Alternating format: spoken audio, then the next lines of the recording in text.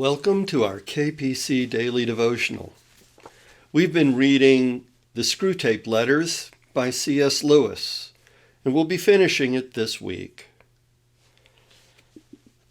This is written as a series of letters from a devil in the middle management of hell to his nephew, a junior tempter in the field, about how to handle their patient, a young man who's become a Christian.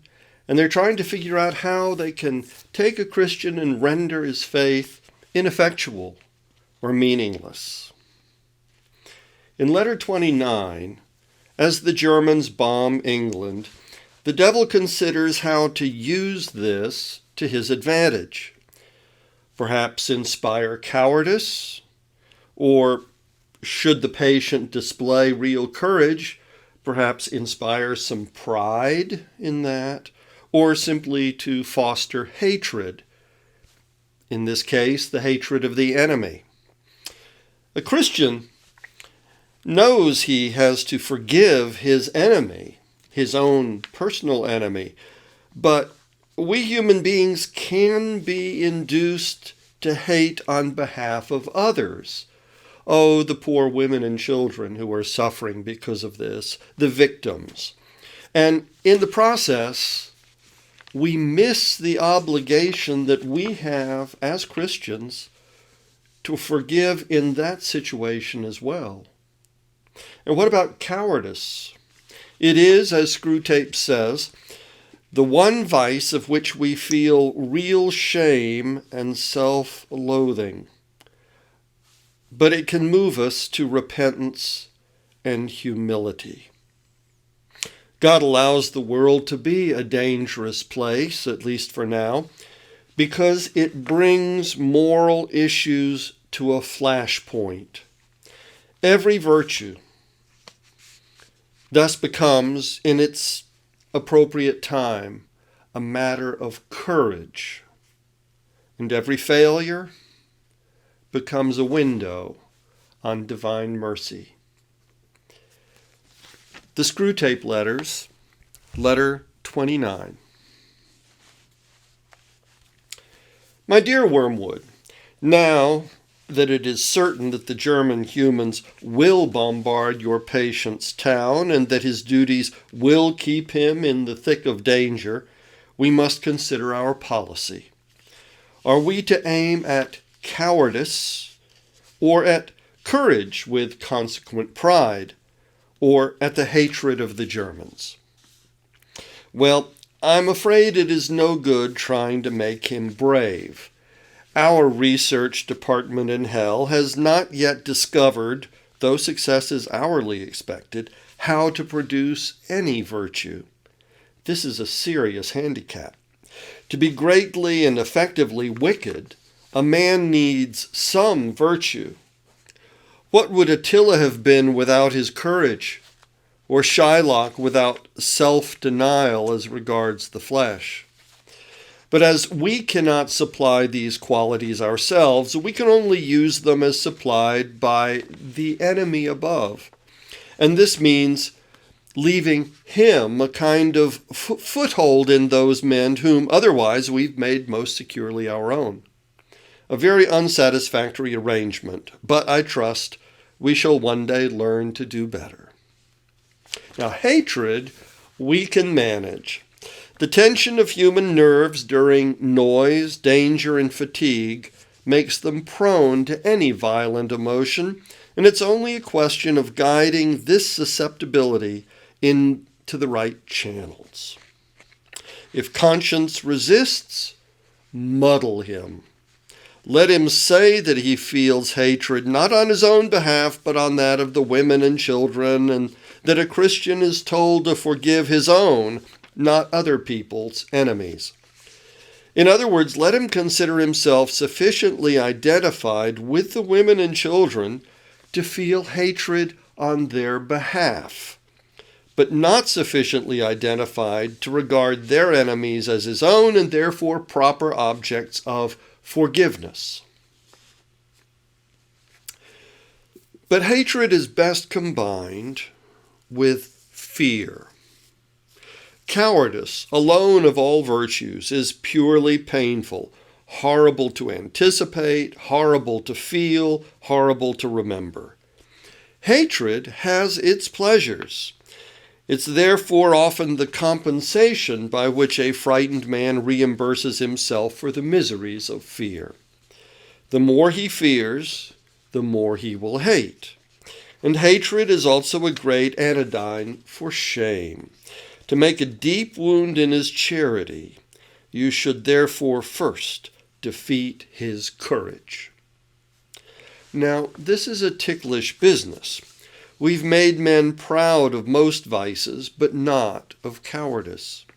Whenever we've almost succeeded in doing so, the enemy permits a war or an earthquake or some other calamity, and at once courage becomes so obviously lovely and important, even in human eyes, that all our work is undone.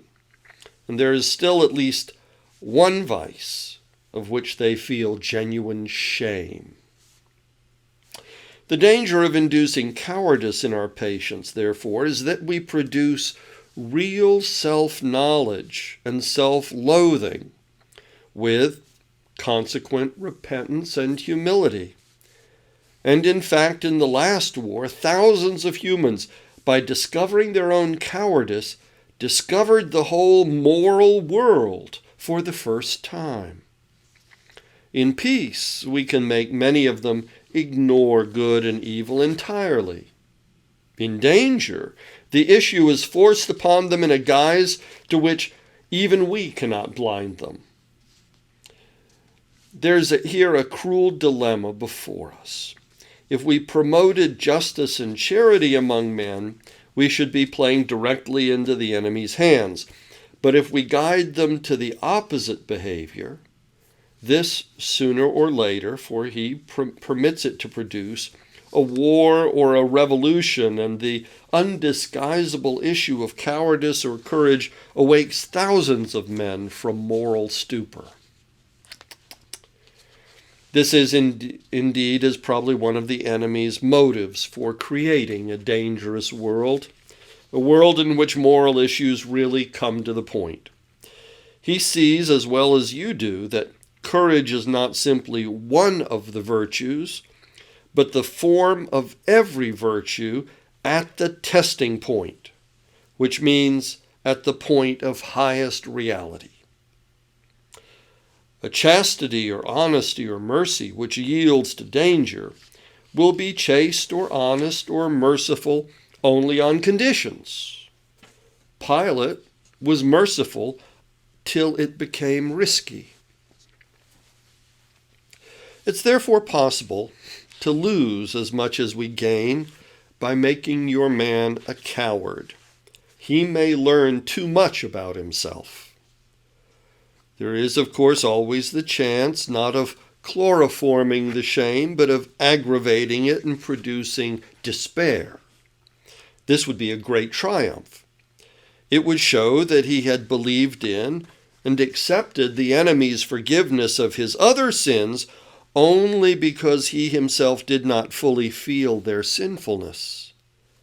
That, in respect of the one vice which he really understands in its full depth of dishonor, he cannot seek nor credit the mercy.